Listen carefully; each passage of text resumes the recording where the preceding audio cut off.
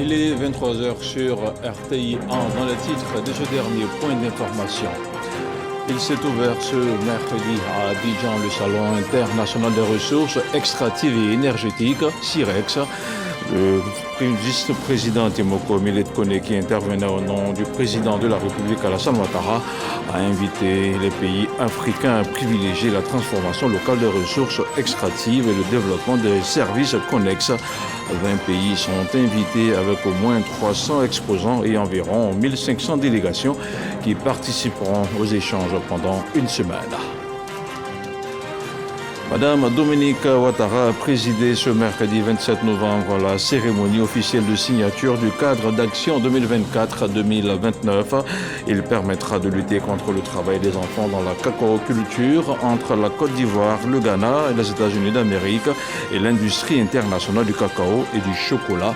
Il s'agit là d'une étape significative pour éradiquer le phénomène. Et puis à Dubaï, le chef du gouvernement ivoirien Robert Bery-Mambé a pris part à l'ouverture de la 45e édition du Big Five Global. L'événement rassemble près de 100 000 participants issus de 165 pays. Les participants vont justement discuter de l'avenir des communautés urbaines et jeter les bases d'une croissance durable capable de relever les défis de l'avenir.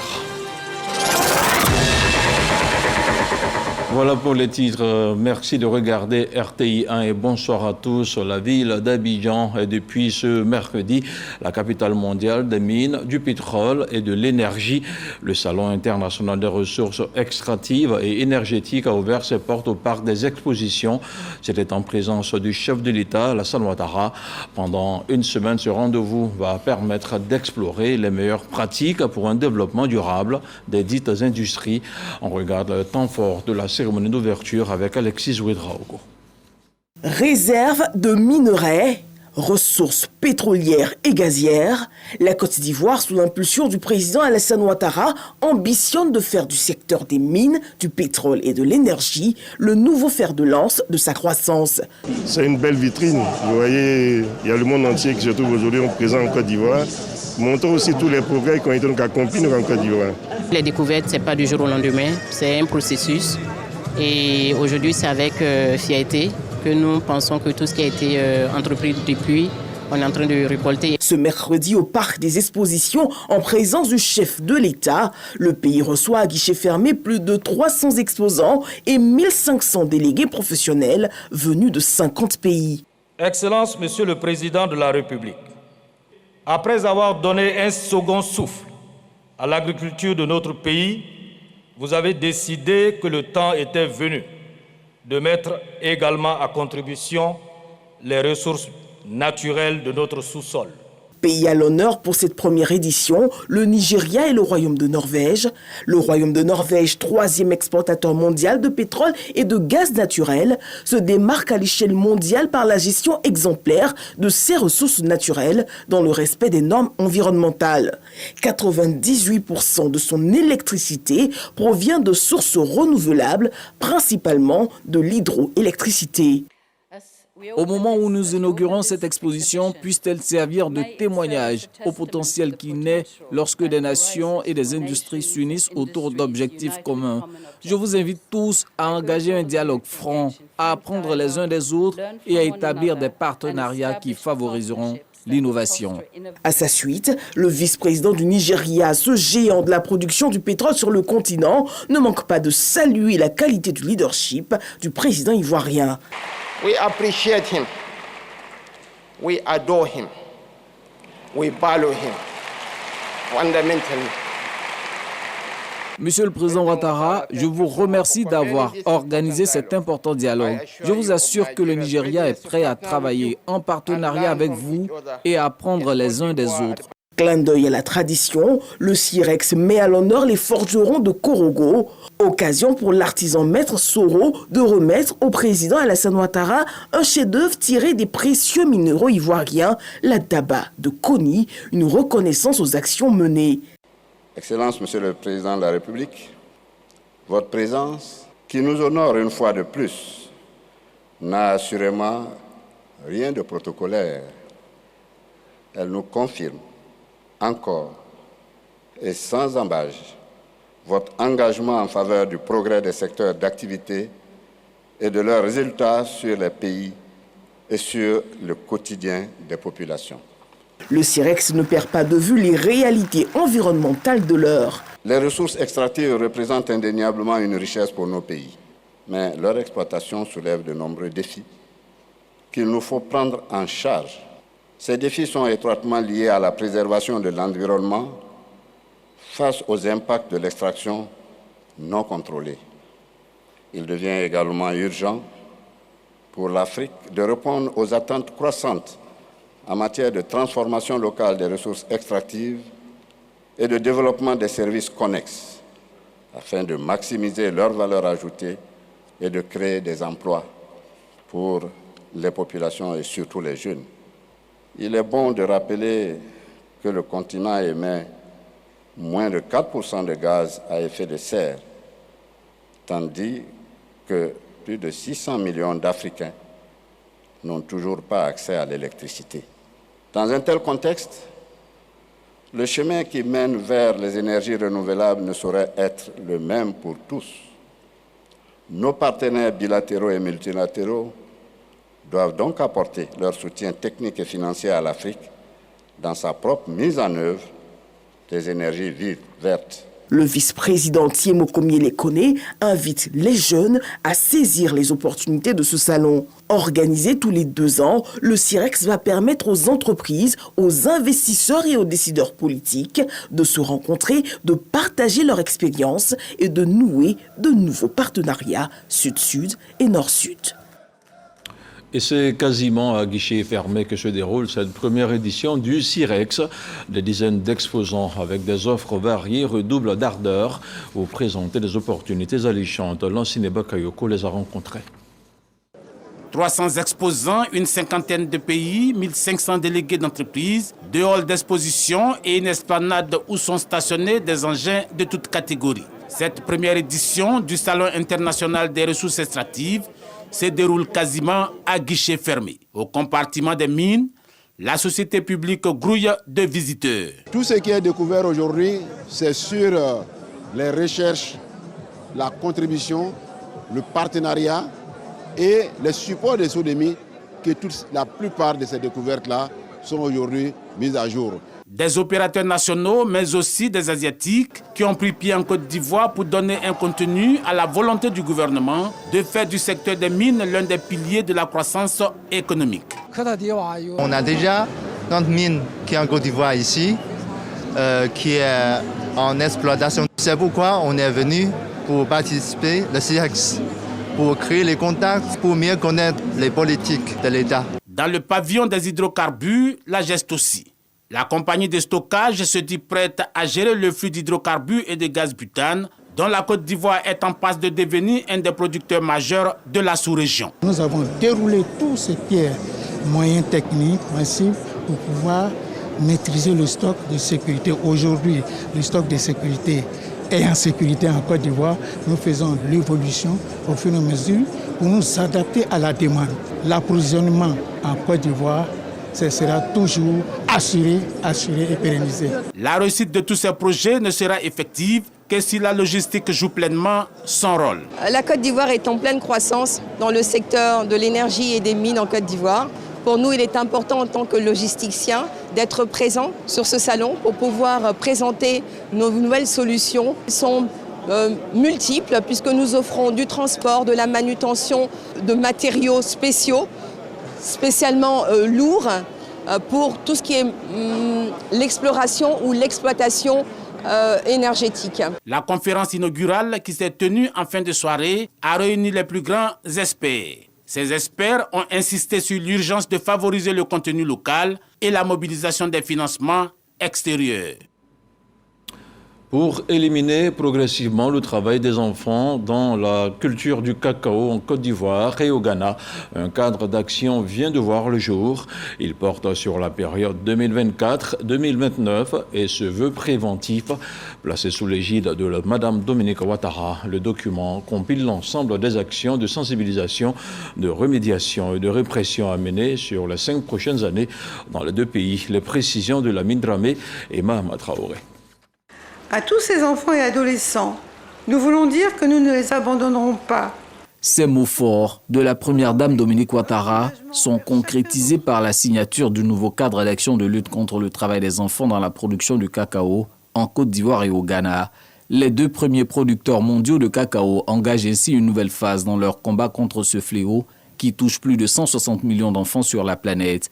Un combat qui a pour partenaire majeur l'industrie du cacao et du chocolat, également signataire du document. Il nous incombe de veiller à sa bonne application et souhaiter que l'ambition des prochaines étapes et les actions individuelles et collectives des différentes parties prenantes soient à la hauteur des enjeux.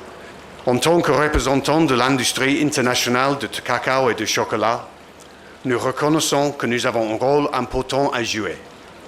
Et nous nous engageons à soutenir le développement de solutions solides pour lutter contre le travail des enfants, en nous appuyant sur les accomplissements que nous avons obtenus ces dernières années. L'OIT et l'UNICEF restent disponibles à vos côtés pour accompagner les États, les organisations d'employeurs et de travailleurs et les partenaires dans nos ambitions communes d'atteindre les objectifs du développement relatifs aux droits fondamentaux et droits des enfants, notamment l'élimination du travail des enfants. Améliorer l'accès à l'éducation, le bien-être des enfants issus des zones de production, les services sociaux ou encore favoriser l'autonomisation des jeunes et des femmes sont entre autres les leviers sur lesquels ce nouveau cadre d'action quinquennal entend jouer. Comme preuve de son soutien à cette initiative, le gouvernement des États-Unis augmente d'$1 million supplémentaires les actions déjà financées en Côte d'Ivoire et au Ghana pour éradiquer le travail des enfants. Sa signature reflète également l'engagement résolu du gouvernement américain en faveur de l'idéal selon lequel aucun enfant, travailleur, ni aucun travailleur ne doit être lésé ou exploité dans la production de cacao. En paraphant ce document, nous réaffirmons notre engagement envers chaque enfant de Côte d'Ivoire et du Ghana, et plus largement envers toutes les générations futures. Puissions-nous, à travers ce nouveau cadre d'action, donner vie à une ère nouvelle où la solidarité et la justice prévaudront sur le bien-être de tous et de chacun. Selon la première dame Dominique Ouattara, ce nouveau partenariat ne doit pas faire perdre de vue les défis à relever. Malgré notre engagement, il n'en demeure pas moins que nous restons conscients que la tâche ne sera pas aisée, car de multiples facteurs externes existent et pourraient entraver nos efforts dans la réalisation de nos objectifs. Il s'agit, entre autres, du défi lié à la forte migration entre nos pays, des populations vulnérables, en majorité constituées de femmes et d'enfants, qui fuient la menace terroriste dans leur pays d'origine. C'est pourquoi nous devons agir en urgence et avec plus de détermination et de fermeté pour contrer l'expansion et la propagation du travail des enfants dans les zones de production du cacao. Je reste convaincue que c'est tous ensemble que nous parviendrons à éradiquer durablement le travail des enfants dans la chaîne de production du cacao.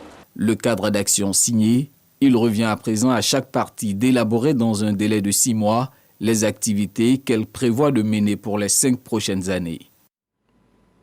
À Dubaï, le Premier ministre Robert Begré-Mambé a pris part ce mercredi à l'ouverture du Big Five Global. Il s'agit de l'une des plus grandes plateformes internationales d'échange sur le secteur de l'immobilier et de la construction dans les zones économiques du Moyen-Orient, d'Afrique et d'Asie du Sud.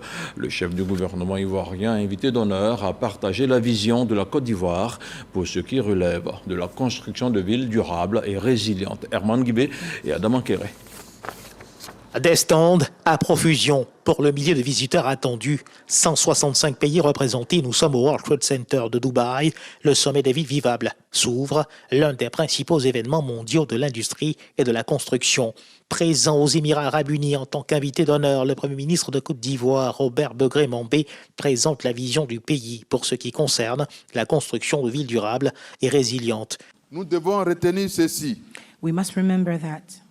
l'urbain doit être au service de l'humain. C'est-à-dire que le développement urbain est au service du développement humain. Pour réussir cela, il est indispensable que chaque collectivité dispose d'un laboratoire urbain pour développer la cinétique des données et des paramètres. Je voudrais donc affirmer la détermination du président Alassane Ouattara en vue de bâtir des villes résilientes et durables. La Côte d'Ivoire reste résolue à être un acteur engagé et un partenaire solide dans la construction d'un avenir commun. Une adresse du chef du gouvernement fort appréciée par l'auditoire. Et parlons justement de résilience urbaine. La ville de Dubaï, comme plusieurs villes émiraties, a fondé son modèle de construction en prenant en compte des facteurs relatifs favorables à cette résilience. Des détails sont livrés sur cette vision par le directeur général du Centre des projets d'infrastructure d'Abu Dhabi, Maïsara Mahmoud Salim Haïd. Il compte plus de 17 années d'expertise en leadership dans les secteurs privés. Place ensuite à la découverte de certains stands où intelligence artificielle, innovation dans le secteur de la construction et proposition de connaissances extérieures s'offrent aux visiteurs. Un vaste champ de collaboration dans le secteur de l'immobilier pour quiconque est en quête de partenariat. La Côte d'Ivoire consolide sa collaboration avec l'Agence internationale de l'énergie atomique en marge de la conférence ministérielle sur les applications nucléaires à Vienne, en Autriche. Le ministre d'État, Kobena Kwasi Djoumani, a été reçu par le directeur général de l'AIEA, une rencontre stratégique pour discuter des programmes de développement en cours, mais aussi pour renforcer les liens entre les deux parties. Le ministre d'État a également échangé avec quelques responsables de l'Organisation des Nations Unies pour le développement industriel. Le reportage de nos envoyés spéciaux Jean-Luc Mangbo et Fernand Conan. Cette rencontre a été l'occasion de renforcer les liens de coopération entre la Côte d'Ivoire et l'AIEA, notamment à travers les multiples programmes de développement que l'agence a mis en œuvre dans le pays. Le ministre d'État, Kobena Kwasi Djoumani, a exprimé la gratitude du gouvernement ivoirien envers cette institution. Mon collègue, le ministre de la Santé et moi, nous pensons qu'avec le nucléaire aujourd'hui, nous sommes capables d'améliorer la santé de nos populations et également trouver des solutions appropriées à la richesse des sols et également à produire davantage sur des espaces réduits. Vous voyez, donc je suis déjà en couleur nationale pour marquer cette décision de travailler, de continuer la coopération avec votre pays dans les domaines importants de l'agriculture, de la santé publique, et en tout cas pour faire en sorte que la vie des Ivoiriens et des Ivoiriennes s'améliore. Une autre étape de la mission du ministre d'État à Vienne, la séance de travail avec le directeur de la division du développement de l'agribusiness et des infrastructures de l'ONUDI. Nous sommes accordés de l'envoi d'une mission technique très prochainement en Côte d'Ivoire. Cette mission va rencontrer les différentes parties prenantes et partenaires en vue d'aboutir à des projets concrets pour le développement rural, le développement territorial. Aujourd'hui, notre coopération est axée sur la nouvelle politique agricole que nous menons à travers les agropoles que nous installons. Et l'ONUDI s'engage à soutenir la Côte d'Ivoire dans la mise en œuvre de ces agropoles et également dans sa volonté d'aller à la recherche de financement. Des échanges qui s'inscrivent dans la dynamique d'une collaboration en vue de continuer à transformer positivement les secteurs des sciences, du nucléaire et de l'agro-industrie ivoirienne. Il s'est ouvert cet après-midi à Abidjan la 14e conférence africaine de télédétection de l'environnement. 3 jours durant, experts nationaux et internationaux vont plancher sur l'observation de la Terre, pilier de développement socio-économique durable de l'Afrique. Plus d'une vingtaine de pays sont concernés par cette rencontre. La cérémonie d'ouverture a eu lieu en présence du ministre de l'Environnement, du Développement durable et de la Transition écologique. Nous y reviendrons largement dans nos prochaines éditions. La Côte d'Ivoire accueille depuis hier et à travers le Centre d'excellence régional contre la faim et la malnutrition CERFAM une consultation régionale dédiée à l'identification des bonnes pratiques nutritionnelles en Afrique, un cadre de réflexion qui vise à partager des solutions efficaces pour lutter contre la faim et la malnutrition sur le continent. Cet événement est organisé en collaboration avec la Commission de l'Union africaine, le mouvement Scrolling Up Nutrition Sun et plusieurs partenaires internationaux. 19 personnes physiques et morales engagées dans la lutte contre le VIH-Sida, le paludisme et la tuberculose viennent d'être récompensées. Elles ont été distinguées lors des awards du Country Coordinating Mechanism. 2 anciens membres du gouvernement ont également reçu des prix honorifiques. On en parle avec Ange Parfait Awa et Patricia Omoitia.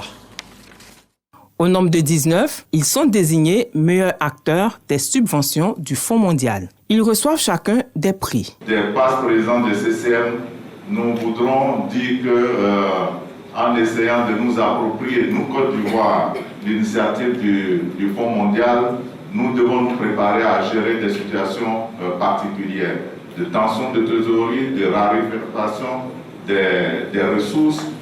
L'État fera sa part et demander au secteur privé de nous accompagner. La présidente du CCM Côte d'Ivoire encourage, félicite et invite tous ces acteurs à se mobiliser pour mettre fin à ces fléaux. À noter que ce suivi est orienté par 5 questions primordiales, à savoir où est passé l'argent, les sous-bénéficiaires reçoivent-ils les ressources et l'assistance technique prévue?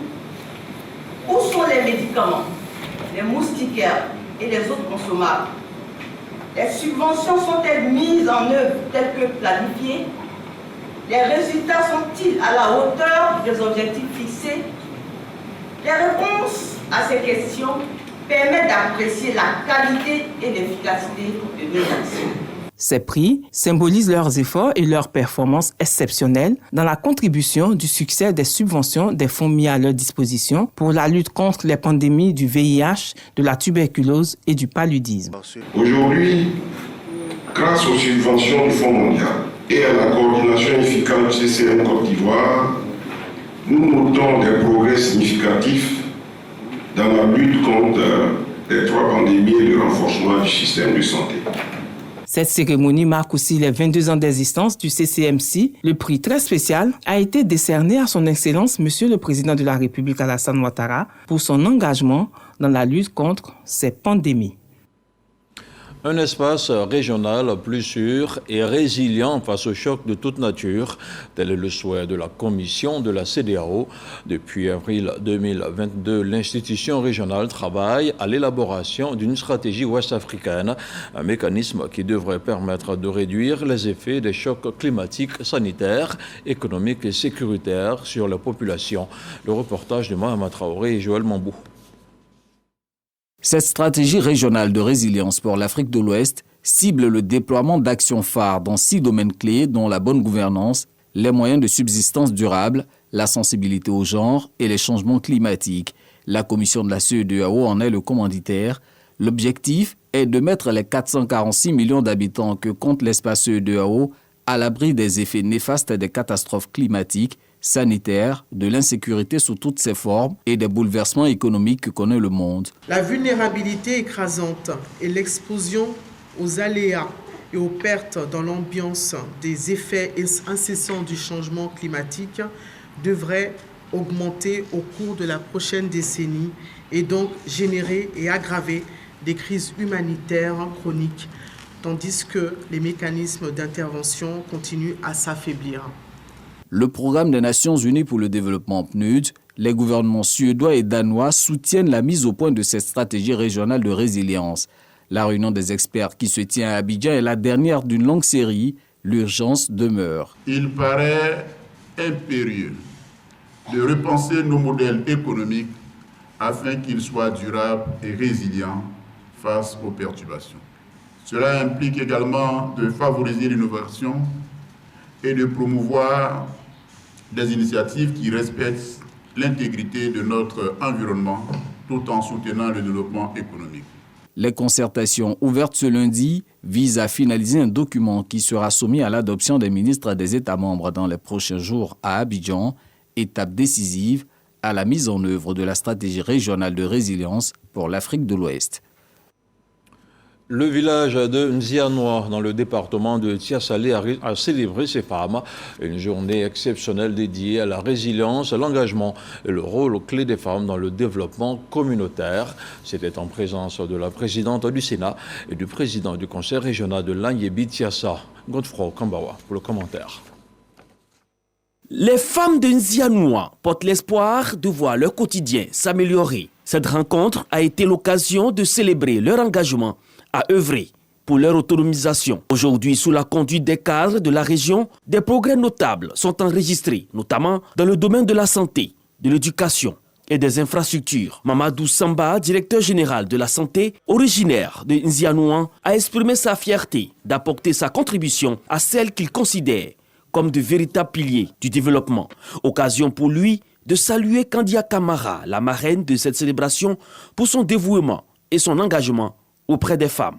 Madame la présidente du Sénat, vous êtes un modèle de leadership féminin pour la nation ivoirienne et votre parcours inspire les femmes de notre pays à poursuivre leurs rêves et à surmonter les défis avec détermination. Le conseil régional de Lagnébi-Tiassa, qui soutient déjà des initiatives visant à renforcer l'autonomie et l'épanouissement des femmes dans la région, apporte son appui. Pierre Demba, soutenu également dans cette démarche par Kandia Kamara, la présidente du Sénat. Continuez de vous battre, parce que vous ne vous battez pas pour vous seuls, vous vous battez pour vos familles, vous vous battez pour tout le monde.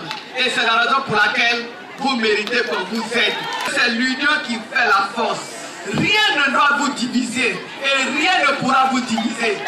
Nous serons toujours là. Au-delà des festivités, cette journée a été un appel à l'unité et à la mobilisation collective. Les populations souhaitaient la création d'un collège de proximité, l'extension du réseau électrique et l'érection de Nzianoua en sous-préfecture. Je vous invite à présent à Paris, la capitale française, où un peu plus de 11% des déplacements se font à vélo. L'initiative qui a vu le jour lors de la période sanitaire de Covid-19 est appuyée et fortement encouragée par la mairie. À Paris, l'engouement autour du vélo est sans précédent et aide à lutter efficacement contre la pollution. Quand le vélo surpasse la voiture à Paris, un document signé Mohamed Khalil Dumandé. Ils sont visibles presque partout dans les rues de la capitale française. Les vélos sont devenus aujourd'hui l'un des moyens de transport privilégiés des Parisiens. Hommes et femmes, jeunes ou vieux, chacun va qu'à ses occupations à coups de pédale. Je vais en cours à vélo, je vais au travail en vélo, je fais tout en vélo, je prends pas les transports en commun ni la voiture. Alors je privilégie le vélo pour tout simplement parce que c'est plus rapide dans Paris avec tous les problèmes de circulation. C'est bon pour la santé et ça coûte moins cher que de prendre le taxi. Le métro, ça m'emmerde un peu. Et du coup ça me va très bien, je suis en 20 minutes partout, je peux rentrer à n'importe quelle heure. À Paris, les bicyclettes ont pris de l'ascendant sur les véhicules personnels. En 2023, sur 34 millions de déplacements en moyenne par jour, ces deux roues représentaient 3 740 000 contre 1 462 000 pour les voitures, selon une enquête de l'Agence régionale d'urbanisme en Île-de-France. Si le vélo a conquis le cœur des Parisiens, c'est aussi pour des raisons écologiques. La voiture, ça pollue. Je fais beaucoup de vélo à Paris.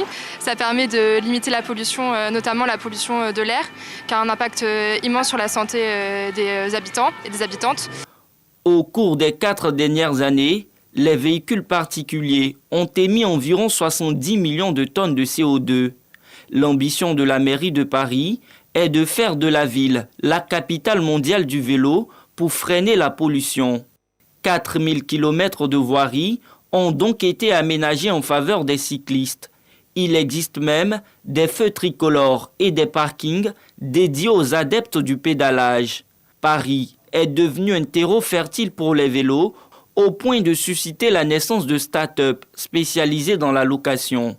Maria en est une habituée. Pour pouvoir utiliser ce vélo, moi je paye un abonnement 10 € par mois. Et si je prends plus de 2 vélos par jour, je paye 2 € par vélo par jour.